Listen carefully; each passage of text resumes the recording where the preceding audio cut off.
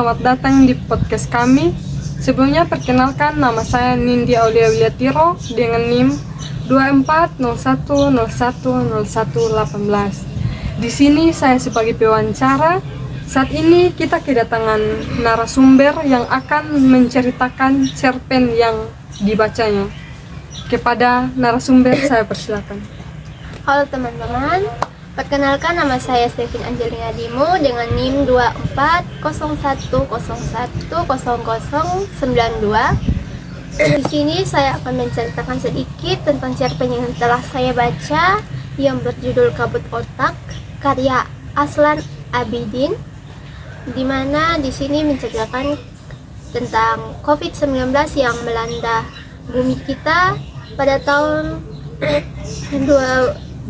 2019, yaitu COVID-19.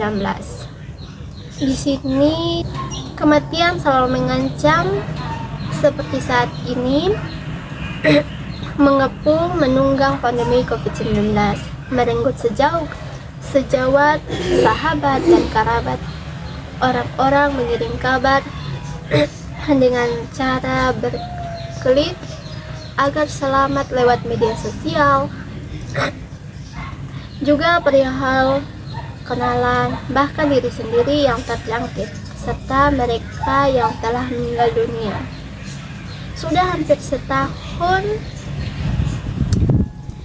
dia kecut banyak berdiam di rumah sejak merebak berita wabah COVID-19 di penghujan pertengahan Januari 2019.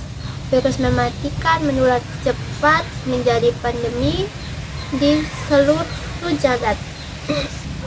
Dia hanya bisa masgul bolak-balik membaca kabar dan sajak-sajak di media sosial.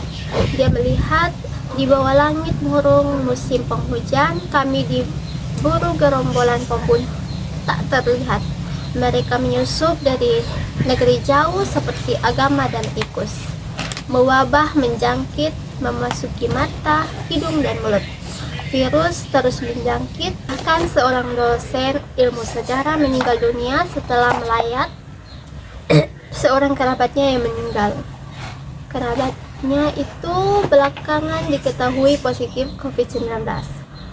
Seorang juga meninggal di perumahan sebelah sepulang mengikuti satu seminar di Jakarta.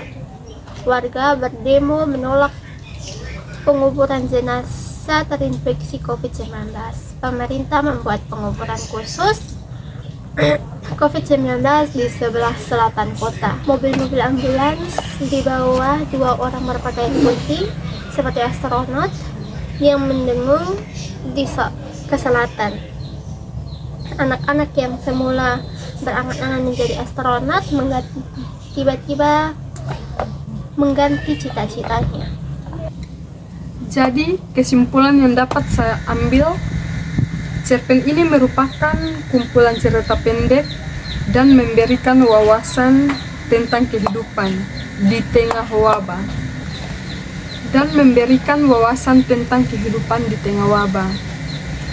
Melalui cerita-cerita yang beragam, penulis menggambarkan realitas sosial dan kemanusiaan dalam menghadapi situasi sulit.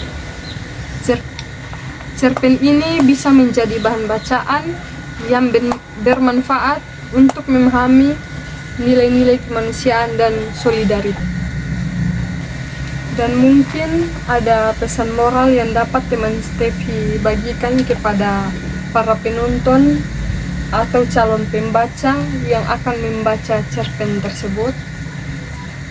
Jadi pesan moral yang dapat kita ambil dari cerpen yang telah saya baca, di mana cerita ini mengajarkan kita tentang pentingnya nilai-nilai kemanusiaan, solidaritas, dan kepedulian dalam menghadapi situasi sulit. Melalui cerita-cerita yang beragam, penulis menggambarkan bagaimana manusia dapat beradaptasi dan bertahan hidup dalam kondisi yang tidak mudah. Selanjutnya kita masuk dalam rangkaian motivasi tentang manfaat dan nikmatnya membaca sastra. Manfaat dan nikmatnya membaca sastra menurut saya itu membaca sastra dapat membantu meningkatkan kemampuan bahasa, termasuk kosakata, tata bahasa, dan gaya penulisan, mengembangkan empati. Sastra dapat membantu kita memahami perspektif orang lain dan mengembangkan empati terhadap pengalaman dan perasaan mereka, mengalami pengalaman emosional. Membaca sastra juga dapat membuat kita mengalami berbagai emosi seperti kesedihan, kegembiraan, dan kegelisahan. Mungkin itu saja motivasi yang dapat saya berikan. Sekian hasil podcast kami. Mungkin itu saja. Terima kasih. Dadah. Dadah.